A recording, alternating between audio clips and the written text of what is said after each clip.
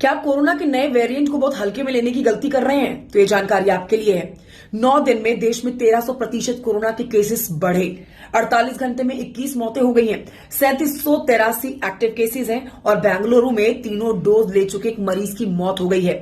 देश में कोरोना संक्रमण के इस समय एक्टिव केसेस की जो संख्या है वो 3783 पहुंच गई है।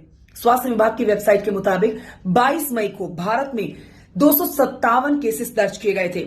9 दिन में कोरोना के मामलों में लगभग 1300% की बढ़ोतरी दर्ज की गई। केरल में सबसे ज्यादा 1400 एक्टिव मामले हैं।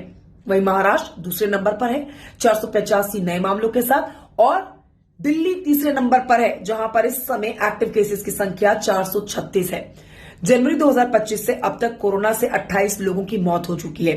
ये जानकारी केंद्र सरकार ने जारी की है। इससे पहले आपको बताएंगे 30 मई की सुबह 8 बजे तक सिर्फ 7 मौतों का आंकड़ा सामने आया था। ऐसे में बीते 2 दिनों में देश के अंदर 21 लोगों की मौत दर्ज की गई है, जो अपने आप में डराने वाले आंकड़े हैं। 31 मई को बेंगलुरु में 63 साल के एक व्यक्ति की मौत हो गई। उसे दोनों वैक्सीन के डोज लगे हुए थे, साथ ही बूस्टर डोज भी लगी हुई थी। वहीं दिल्ली में भी एक 60 साल के बुजुर्ग की मौत हुई है।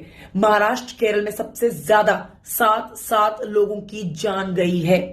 कर्नाटक सरकार के साथ साथ उन तमाम राज्यों की सरकारों ने पब्लिक एडवाइजरी जारी कर दी है जहां पर लोग इस समय लापरवाही बरत रहे हैं। उनसे कहा जा रहा है कि भीड़ भाड़ वाली जगहों पर ना जाएं, यदि जाना जरूरी है तो मास्क जरूर पहनें, शारीरिक दूरी बनाए रखें, स्वच्छता का विशेष ध्यान रखने की अपील की जा रही है।